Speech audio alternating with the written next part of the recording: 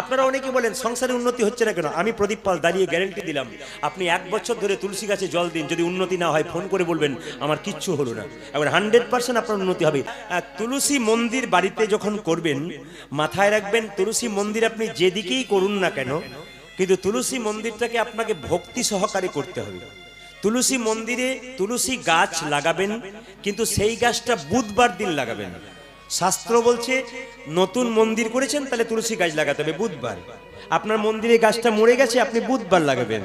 এবার বলে দিই, তুলসী পাতা যখন মায়েরা তুলবেন তখন পশ্চিম দিকে মুখ করে কেউ তুলসী পাতা তুলবেন না, পশ্চিম দিকে মুখ করে গাছে জল দেবেন না। প্রশ্ন করবেন কেন পশ্চিম দিকে মুখ করে জল দেবো না কেন? আসলে মুসলমান ভাইরা পশ্চিম দিকে নামাজ পড়ে, ওদের কি আল্লাহ নেই? শাস্ত্র বিভিন্ন কথা বলে।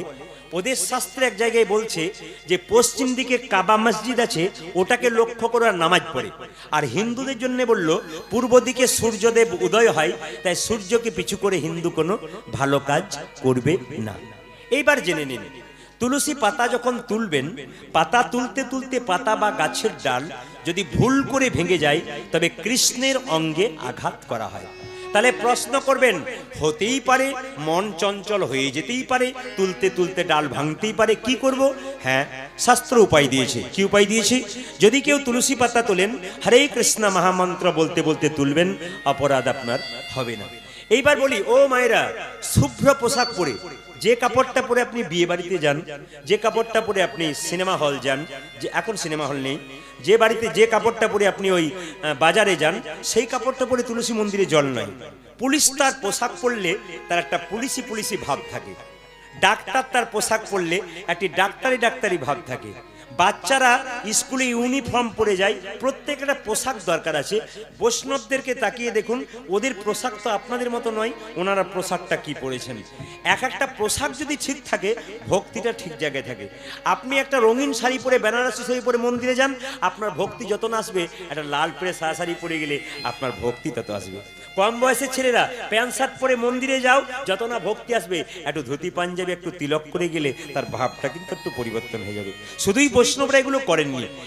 আপনারা যখন জল দেবেন মায়েরা, লাল পেরে সাদা শাড়ি পরে দেবেন, দাদা ভাইয়েরা আপনারা গামছা পরে দেবেন কিংবা ধুতি পরে দেবেন, কিন্তু কোচা করে দেবেন। প্রত্যেকদিন তুলসী মন্দিরে জল দেওয়া প্রত্যেকটি হিন্দু পরিবারে প্রত্যেকটি মানুষের কর্তব্য। আপনারা অনেকে বলেন সংসারে উন্নতি হচ্ছে না কেন? আমি প্রদীপ পাল দাঁড়িয়ে গ্যারেন্টি দিলাম, আপনি 1 বছর ধরে তুলসী গাছে জল দিন, যদি উন্নতি না হয় ফোন করে বলবেন আমার কিচ্ছু হলো না। এবার 100% আপনার উন্নতি হবে। আপনি তুলসী গাছে জল দিন, পরিক্রমা করুন। কবার? 4 বার। কোন দিক থেকে করবেন না? তুলসী গাছে পরিক্রমা সবসময় ডান দিক থেকে তুলসী গাছ পরিক্রমা করতে হয় এবং হরে কৃষ্ণ নাম করে করতে হয়। এইবার বলে রাখি, তুলসী পাতা তুলবেন, দ্বাদশীর দিনে তুলসী পাতা তুলতে নেই, কিন্তু বিভিন্ন শাস্ত্রে বিভিন্ন রকম কথা বলে। আবার এক জায়গায় আমি পেয়েছি কোথায় যে দ্বাদশীর দিনে তো তুলসী পাতা তুলতে নেই, বাকি দিনগুলোর মধ্যে রবিবার দিন তুলতে নেই, সংক্রান্তির দিন তুলতে নেই, অমাবস্যা পূর্ণিমার দিন তুলতে নেই। যারা দীক্ষা নিয়েছেন তাদের স্বভাব হচ্ছে, দীক্ষা মানে হচ্ছে দিয়ে খা। যদি আপনি দীক্ষা নিয়েছেন, লোককে বলছেন আমার মন্ত্র হয়ে গেছে, আমার গুরুদেব আছে, আমি দীক্ষা নিয়েছি, কিন্তু না, দীক্ষা নেওয়া সার্থক তখন গোবিন্দকে দিয়ে যে খাই তার নাম দীক্ষা। আপনি হ্যাঁ তাই গৌরহরি বল, আসলে তা নয়। আপনি খাবার সময় কি খাচ্ছেন, পরিবারের মানুষ ওটার দিকে তাকাচ্ছে না। স্নান করার পর গোবিন্দের চরণে একটি তুলসী পাতার বাতাসা দিচ্ছেন কিনা ওইটা নির্ভর করছে। স্নান করে গোবিন্দকে দিয়ে তারপর যদি আপনি খান তবে আপনার দীক্ষা নেওয়া সার্থক হয়। আর যদি আপনি দীক্ষা নিয়েছেন নামেই কিন্তু ভগবানকে দেন নাই, তবে আপনার কোনো লাভ হয় নাই। এইবার বলে রাখি, আপনি তুলসী পাতা তুলছেন, তুলসী পাতা গোবিন্দের সেবায় দেবেন। প্রশ্ন করবেন তাহলে প্রতিদিন তুলসী পাতা কিছু কিছু দিন তুলতে নেই, সেদিন কি করব? আগের দিন তুলে রাখবেন। একটা তুলসী পাতা 7 দিন আগে তুললে অপবিত্র হয় না, শাস্ত্র বলছে। এইবার বলে রাখি মায়েরা, পঞ্চতত্ত্বের ছবি দেখেছেন মহাপ্রভু, নিত্যানন্দ, অদ্বৈত, শ্রীবাস, গদাধর, এরা 5 জন এক জায়গায় আছেন, পঞ্চতত্ত্ব। প্রশ্ন করবেন কার চরণে তুলসী পত্র দেব, কার চরণে দেব না? 3 জনের চরণে দেবেন, 2 জনের চরণে দেবেন না। 3 জন কে কে? মহাপ্রভুর চরণে দেবেন, নিত্যানন্দের চরণে দেবেন, আর অদ্বৈতের চরণে দেবেন। কেন? ব্রজেন্দ্র নন্দন যেই, শচীসুত হলো সেই, বলরাম হইল নিতাই। ব্রজেন্দ্র নন্দন কৃষ্ণ যদি গৌর হয় তবে তার চরণে তুলসী পত্র তো দিতেই হয়, আর বলরাম যদি নিতাই হয় তবে তার চরণে দিতে হয়। অদ্বৈত হলো মহাবিষ্ণুর অবতার, তার চরণে আপনি দেবেন। আর দেবেন না কার চরণে? শ্রীবাস, তিনি হলেন নারদ, ভক্তিতত্ত্ব দেবেন না, তার হাতে দেবেন। গদাধর, তিনি রাধাভাব, তার হাতে দেবেন। রাধাকৃষ্ণ যুগলে থাকবে, আপনি রাধার হাতে দেবেন, কৃষ্ণের পায়ে দেবেন। গুরুদেবের ছবি থাকবে, গুরুদেবের পায়ে তুলসী পত্র দিতে নেই, চন্দনের ফোঁটা দিয়ে গুরুদেবের বুকে দিতে হয়, কিন্তু গুরুদেবের চরণে কোনদিন তুলসী পত্র দিতে নেই। এই কথাগুলো আপনারা মানবেন, জীবন সুন্দর হবে। জীবনটাকে সুন্দর করতে গেলে কিছু করতে হয়। কৃপা মানে কি করে পাওয়া? আপনাকে কিছু করতে হবে। বৈষ্ণবকে সম্মান দেবেন। বৈষ্ণব কাকে বলে আগে জেনে নিন, তারপর দেখুন। দোকান থেকে চাদর কিনতে পাওয়া যায়, কাপড় কিনতে পাওয়া যায়, মালা কিনতে পাওয়া যায়, সব কিনতে পাওয়া যায়, পড়লেই কিন্তু ভক্ত হওয়া যায় না। খুব পাক্কা কথা জেনে রাখবেন, ভক্ত হতে গেলে ভেতরটাকে পরিষ্কার করতে হয়। বৈষ্ণব কাকে বলে? ত্রেনা দপি শুনি চেন তরিব সহিষ্ণু না অমানেন মান দেন কীর্তনীয় সদা হরি। এইদিকে দিকে দেখবেন মায়েরা, এইদিকে ঘাসের ওপরে পা দেবেন, ঘাস মাথা নিচু করবে, পাটাকে সরাবেন, আবার ঘাস মাথা উঁচু করবে। বৈষ্ণবকে হাজার কথা বলুন, বৈষ্ণবের কোনো প্রতিবাদ নাই। ওই যে মাথা নিচু করে দিল আর উঁচু নাই। আর বৈষ্ণব কাকে বলে? তর রিব সহিষ্ণু না। গাছকে কাটবেন, গাছ যতক্ষণ না মাটিতে পড়বে আপনাকে ছায়া দেবে, আপনাকে ফল দেবে, যতক্ষণ না পড়বে। বৈষ্ণবকে হাজার আঘাত করুন, মাটিতে পড়ার আগে আপনাকে নাম দেবে। নদী জল দেয়, নিজের জন্য নয়, জগতের জন্য। গাছ ফল দেয়, শুধু নিজের জন্য নয়, জগতের জন্য। বৈষ্ণব নাম দেয়, নিজের জন্য নয়, সারা জগতের মঙ্গলের জন্য। তবে হ্যাঁ, এইদিকে আর কি বললো? অমানিন মান দেন। আপনাদের এই রামচকের এই জায়গাতে কোন একটা লোক, কুষ্ঠ ব্যাধি লোক, রাস্তায় ছটপট ছটপট করছে। মায়েরা, আপনারা কি করবেন? লোকটাকে তুলে ধরবেন? না না, তখন তো আপনারা নাকে কাপড় চাপা দিয়ে, আহ ছি ছি ছি ছি ছি, এই লোকটাকে কে ফেলেছে, খালি কুষ্ঠ ব্যাধি, গোটা শরীরে রক্ত আর পুঁজ। আপনি আমি নাকে কাপড় চাপা দিয়ে চলে যাব। কিন্তু যিনি পরম বৈষ্ণব তিনি বলবেন, এই ডাক্তার দেখিয়েছিলি? হ্যাঁ। রোগ ভালো হয় নাই? না। আয়, কি করব? আমার কোলে আয়, আমার কোলে কোল দিয়ে একবার হরি বল বল, দেখবি তোর দেহরোগ তো দূর হবে, তার সঙ্গে তোর ভবরোগ পর্যন্ত দূর হবে। ওই জন্যে মায়েরা, বৈষ্ণবের পরশ পেলে আমাদের ভবরোগ দূর হয়। আপনারা কীর্তন শুনতে এসেছেন, সব সেজে এসেছেন তো? সবাই সেজে। জোরে বলবেন হ্যালো হ্যালো হ্যালো। আমি তো দেখতে পাচ্ছি, কিছু মনে করবেন না, বিশেষ বাড়িতে আমাদের কীর্তন হয়, তো কীর্তন যখন শুনতে আসে মেয়েরা, তখন আমরা দেখতে পাই আয়নার সামনে গিয়ে কি কাটিং, যখন এরকম করে সাজে না, এরকম করে নারায়ণ তখন লক্ষ্মীকে বলছে, লক্ষ্মী যে ঘরটা দিলাম পছন্দ হলো না, আবার চুনকাম করতে শুরু করেছি। ভেতরে চুন বালি যদি খসে যায়, বাইরে চুনকাম করে কি লাভ আছে বাবা? হরে কৃষ্ণ। এই জন্য বলে রাখি, যে রংটা গোবিন্দ দিয়েছে, যতই আপনি পাউডার মাখান, জল দিয়ে ধুয়ে দিলে ওই কালারটাই বেরিয়ে যাবে। এই জন্য আপনাদের কাছে, তাহলে কি আপনারা মাখবেন না? নিশ্চয়ই মাখবেন, দরকার আছে। তবে একটা কথা বলি মা, সাজতে যদি হয়, এইদিকে সাজতে যদি হয়, একটু সাজার কথা বলবো। মায়েরা সব স্মৃতিতে সিঁদুর নেন, আস্তে, মায়েরা সব স্মৃতিতে সিঁদুর নেন। মেদিনীপুরে সবচাইতে ভালো লাগে কি, আপনাদের সিঁদুরগুলো সব লম্বা লম্বা। তবে এখন কিন্তু যত দিন যাচ্ছে তত কিন্তু লম্বাটা আরো শর্ট হচ্ছে আর কি। তবে একটু কথা বলে রাখি, আমি শাস্ত্রের দিকে, প্রমাণের দিকে যাব। আমি কিন্তু শাস্ত্রের বাইরে বলবো না, শাস্ত্রের ভেতরে বলবো। বাইরের কথাটা শুনলে চমকে যাবেন না, ভেতরের কথা আছে। যায়নি তাই। এখন লক্ষ্য করুন, সিঁদুর, মায়েরা সিঁদুর নেন কোন আঙুলে নেন? পয়সা দিয়ে নেন, লোহার টুকরো দিয়ে নেয় অনেকে, কিন্তু নিয়ম হচ্ছে দুটো আঙুলে। এই আঙুলে নিলে কি হয়? স্বামীর আয়ু, এতে কি হয়? এতে স্বামী স্ত্রীতে প্রেমটা ভালো থাকে। আর এই আঙুলে নিলে আয়ু বৃদ্ধি হয়। যাদের ঝগড়া আছে তারা এই আঙুলটাতে নেবার দরকার নাই, এইটাতেও নেবার দরকার নাই, বলে রাখি। আচ্ছা, এইদিকে সীতা যে সিঁদুরটা নিত, সীতা শিখিয়ে দিল সিঁদুর নিলে কি হয়। এই দিকে তাকাবেন, সীতা এরকম করে আয়নাটাকে ধরে যখন সিঁদুর নিচ্ছে, হনুমান পেছন থেকে প্রশ্ন করছে, মা কি নিচ্ছ? চুপ কর, যে কোনো কাজ করতে যাবো তুই চুপ করে বস। আওয়াজ, ও মা, এই তুমি তো নিতেই থাকছো, আরে বলো না কি জন্য নিচ্ছ? ওরে বাবা, বললাম তুই চুপ করে বস, আমি তোকে খালি বারবার একই জেদ করে, চুপচাপ বস। যেই না স্মৃতিতে সিঁদুরটা নিচ্ছে, যখন নেওয়া হয়ে গেল তখন হনুমান প্রশ্ন করছে, এবার বলো সিঁদুর কেন নিলে?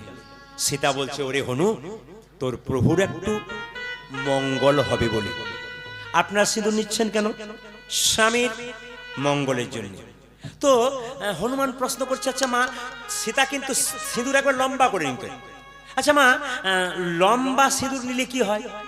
সীতা বলছে, হনু, এই জগতে যে মেয়ে ভক্তি ভরে লম্বা সিঁদুর নেবে তার স্বামীর আয়ু অনেক লম্বা হবে।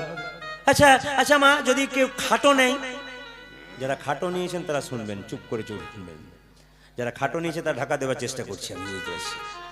আচ্ছা, সঙ্গে সঙ্গে ঢাকা দেওয়ার চেষ্টা করছি না, আমি কিন্তু দেখে নিয়েছি কোনগুলো খাটো কোনগুলো লম্বা, চোখ আমার চিলের মতো বটে। তো আচ্ছা, হনুমান বলছে, মা, স্মৃতিতে সিঁদুর খাটো করে নিলে কি হয়? তখন সীতা বলছে, যে যত খাটো সিঁদুর নেবে তার স্বামী তত তাড়াতাড়ি বলো হরি বল। আজকে কিন্তু ঝগড়া আপনাদের লাগবে, কারণ যার খাচ্ছেন যার পড়ছেন তার নামে সিঁদুর খাটো নেবেন, ওনার রাগ হবে না? ঘরে গিয়ে বলবে, ভাগ্যে প্রদীপ বাবু এসেছিল, সিঁদুর খাটো নিচ্ছ মানে আমাকে অপমান করার চেষ্টা করছো। মায়েরা, সিঁদুর আপনারা লম্বাই নেবেন, বাবাও রয়েছেন, একটা কথা বলি, সিঁদুর আপনারা লম্বা নেবেন, কিন্তু খাটো কখন নেবেন বলে রাখি। আসলে সিঁদুরটা যখন যখন ছেলে মেয়ের বিয়ে হয়, এইদিকে দেখান, ছেলে মেয়ে যখন বিয়ে হয় সিঁদুরটা যখন দেয় তখন একটা সংস্কৃত মন্ত্র আছে, তার বাংলা কথা জানেন কি? আজ থেকে তোমার সব চাওয়া পাওয়া পূর্ণ করে দিলাম, মানে তুমি যা চাইবে তাই পাবে। আজকে রাত্রে গিয়ে বলবেন, দুটো কানের দুল দিয়ে দাও, সেদিন বলেছিলে যা চাইবো তাই দেবো। একটা মালা দিয়ে দাও, যা চাইবে, বলে 1 মাস পরে দেবো, ঠিক আছে, 2 মাস পরে দেবো, ঠিক আছে, 3 মাস গেল দিল না, সিঁদুর খাটো করতে শুরু করে দিল। এটা গেল বাইরের কথা বাবা, এদিকে এটা গেল বাইরের কথা। আসল কথা বলে রাখি, যারা স্মৃতিতে লম্বা করে সিঁদুর, বৈষ্ণব বাবারা রয়েছেন, বাড়িতে বৌমারা আপনাদের রয়েছে, যারা স্মৃতিতে, স্মৃতি মায়েদের মাঝে, স্মৃতি মায়েদের মাঝে কিন্তু কোনো মেয়ে এখন স্মৃতি সাইডে করে একটুখানি নিচ্ছে। যে যত স্মৃতি সাইড করবে স্বামীর সম্পর্ক, স্বামীর সঙ্গে তার সম্পর্ক তত সাইড হবার চান্স থাকবে। এই জন্যে বলে রাখি মায়েরা, আপনারা স্মৃতিতে লম্বা সিঁদুর নেবেন। যেই না সীতা দেখলো, স্মৃতি হনুমান দেখলো, সীতা মা বলল, স্মৃতিতে সিঁদুর নিলে প্রভুর একটু মঙ্গল হয়। হনুমান সিঁদুরের কৌটোটাকে নিয়ে 50 হাত দূরে গিয়ে গোটা সিঁদুরটাকে গোটা শরীরে ছড়িয়ে নিল। সীতা বলছে, হনুরে, লোকে ওই জন্য তোকে বোকা বলে, আমি স্মৃতিতে সিঁদুর নিলাম প্রভুর একটু মঙ্গলের জন্যে, আর তুই কিনা সিঁদুরটা গোটা শরীরে ছড়িয়ে নিলি। সীতাকে হনুমান বলছে, ওগো মা, স্মৃতিতে একটু সিঁদুর নিলে যদি প্রভুর একটু মঙ্গল হয়, তবে গোটা শরীরে ছড়িয়ে নিলে প্রভুর আমার কত না মঙ্গল। আচ্ছা মায়েরা, কৃষ্ণ এদিকে এদিকে, কৃষ্ণ ময়ূরের পাখির পালকটা নিল, অন্য পাখির পালক নিল না কেন? যেতে হবে ত্রেতা যুগে। আচ্ছা বলবেন, রামচন্দ্র 12 বছরের জন্য বনবাসী গিয়েছিল নাকি? হ্যাঁ, আমি যেই না বললাম রামচন্দ্র 12 বছরের জন্য বনবাসী গিয়েছিল নাকি, তখন মায়েরা বলছে, হ্যাঁ, কি ভক্তি। ক বছরের জন্য গিয়েছিল? 14 বছর। আচ্ছা আচ্ছা, রামচন্দ্র 14 বছর জন্য বনবাসী গিয়েছিল। একটু দেখবেন, সেই সময় সীতাকে হরণ করলো রাবণ, তখন দেখবেন একটা পাখি বাধা দিয়েছিল। পাখিটার নাম কি জেনে বলুন? জটায়ু। বাহ। আচ্ছা, জটায়ু পাখিকে রাবণ কি করলো? ডানাগুলো কেটে ফেলে দিল। জটায়ু ছটফট ছটফট করছে। সঙ্গে সঙ্গে রামচন্দ্র এসে বলছে, জটায়ু, তোর এই অবস্থা কে করলো? বলছে, আমার রাবণ করেছে। আচ্ছা, তুই মাকে বাঁচাতে পারলি না? বলে, না, রক্ষা করতে পারলাম না। ওগো প্রভু, আমার ডানা তো ছেড়ে দিয়েছে, আমি তো মরে যাব, মৃত্যুর আগে আমাকে কিছু দাও। কি চাস তুই? তুই তো মরে যাবি, আশীর্বাদ কি চাস? বলছে, প্রভু, জন্মে জন্মে যেন তোমার সঙ্গ ছাড়া না। এইদিকে জটায়ুকে বললো, জটায়ু, আগামী তারপর আমি কৃষ্ণ হব, তুই ওই ময়ূর পাখি, আর তোর পালকটা আমি মাথায় নেব। আচ্ছা মায়েরা, ময়ূর করলো কেন, কোকিল কাক করলো না কেন? আসলে দেখবেন, ময়ূর ময়ূরীর মিলন হয় না, কিন্তু বাচ্চা হয়। প্রশ্ন করবেন কেন? এইদিকে আসলে ময়ূর ভাদ্র মাসে পেখম তুলে নাচে, নাচতে নাচতে মাটিতে বীর্যস্খলিত হয়, আর সেই বীর্য যখন হাওয়াতে উড়ে যায় তখন সেগুলো কি হয়, তখন মুড়ির মতো আকার ধারণ করে, মুড়ি ভেবে খেয়ে নেয়, তার থেকে ডিম হয়, বাচ্চা হয়।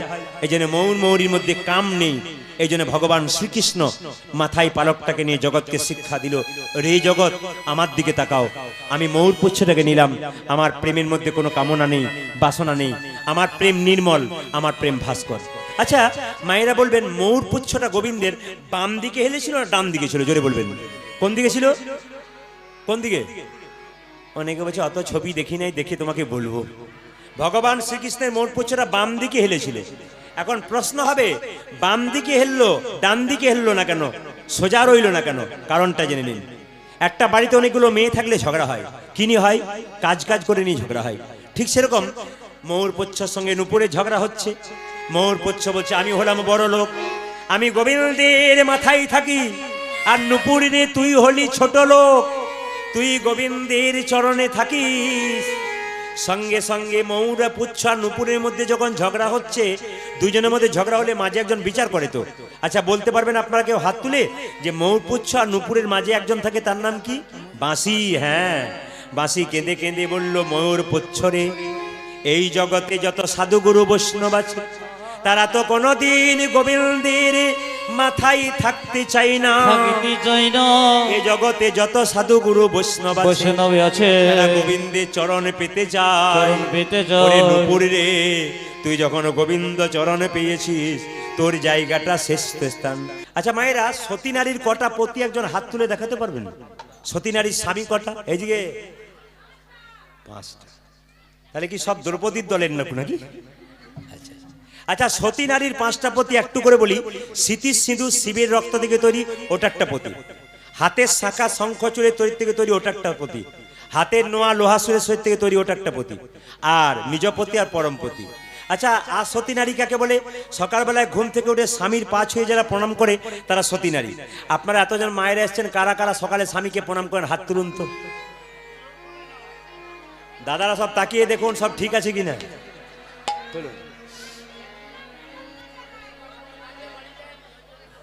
হ্যাঁ হ্যাঁ হ্যাঁ, ও সকাল থেকে সব কাজে চলে যায়, ওই জন্য পাই না নাকি? আচ্ছা, সব সময় একটা ভালো শুনলাম, যেটা আমি কোথাও শুনি না, এটা ভালো লাগলো। এখানকার বোনেরা বললো সব সময় কাজেই আছে দাদা, প্রণাম করব কখন? কেন, যখন পা নিয়ে বাড়ি আসে তখন প্রণাম করতে পারে, এইদিকে আসে। আচ্ছা সকালবেলায় ঘুম থেকে উঠে যেদিন পাবেন প্রণাম করবেন। আচ্ছা দাদা ভাইরা সব পাগুলো একটু ধুয়ে মুছে শোবে না, কাল সকালে সব প্রণাম হয়ে যাবে। আচ্ছা আপনার স্বামীর সঙ্গে আপনার সম্পর্ক কি, একটা একটা করে বলি, আপনারা বলবেন। আপনার স্বামী আপনার গুরু হয়? জোরে বলুন। এই পাশে সব চুপচাপ আছি। আপনার স্বামী আপনার গুরু হয়? অনেকে মানে জোরে বলছে না কি? আপনার স্বামী আপনার গুরু হয়। আচ্ছা আপনার স্বামী আপনার দেবতা হয়? বাবা। আপনার স্বামী আপনার রোগের ওষুধ হয়? আপনার স্বামী আপনার বাবা হয়? তাই এবার হয় নাকি? এই দেখুন ঝড়া লেগে যাচ্ছে, কে বলছে হয়, কে বলছে হয় না। আচ্ছা আপনার স্বামী আপনার ভাই হয়? অনেক কীর্তন শুনলাম বাবা, এইরকম কাণ্ড কারখানা কোথাও শুনি নাকি। শাস্ত্র বলল কোন জায়গায়? বিষ্ণুপ্রিয়া। আমি বলি নাই। নিমায়ের স্ত্রী প্রথম বিয়ে কার সঙ্গে? লক্ষ্মী প্রিয়ার সঙ্গে। সাপের দংশনে মরে গেল। দ্বিতীয় বিয়ে কার সঙ্গে? বিষ্ণুপ্রিয়ার সঙ্গে। নিমাই যেদিন সন্ন্যাস নেবে রাত্রিবেলায় প্রশ্ন করছে, প্রিয়া বাপের বাড়ি চলে যাও। বিষ্ণুপ্রিয়া বলেছিল বাপের বাড়ি? হ্যাঁ। এটা কি বাপের বাড়ি নয়? এটা তোমার তো শ্বশুর বাড়ি। না না, আমার এইটাই বাপের বাড়ি। তুমি আমার বাবা, তুমি আমার ছেলে, তুমি আমার বন্ধু, তুমি আমার ভাই, তুমি আমার সব, তুমি আমার ইহকাল, তুমি আমার পরকাল, তুমি আমার সব। সঙ্গে সঙ্গে নিমাই বলেছিল, লোকে আমায় পণ্ডিত বলে, এত শাস্ত্র পড়লাম, স্বামী বাবা হয়, স্বামী ছেলে হয়, স্বামী বন্ধু হয় আমি জানি, স্বামী ছেলে হয় কি করে, ভাই হয় কি করে, বাবা হয় কি করে? বিষ্ণুপ্রিয়া বলল, তুমি যেমন পণ্ডিত আমিও পণ্ডিতের মেয়ে। আমার বাবার নাম সনাতন মিশ্র, আমি তার কাছ থেকে শিখেছি স্বামী কখন বাবা হয়। বুঝিয়ে দাও, অন্নদানে পিতা সম, রতিদানে পতি। অন্নদানে পিতা সম, রতিদানে পতি। অন্নদানে পিতা সম, রতি দানে পতি আজি অন্ন দানে পিতা সমরতি দানে পতি। এই যে মায়েরা, মেয়েদের যখন বিয়ে হয় না অন্ন জোগাড় করে কি বাবা, আর বিয়ে হবার পর কে করে স্বামী।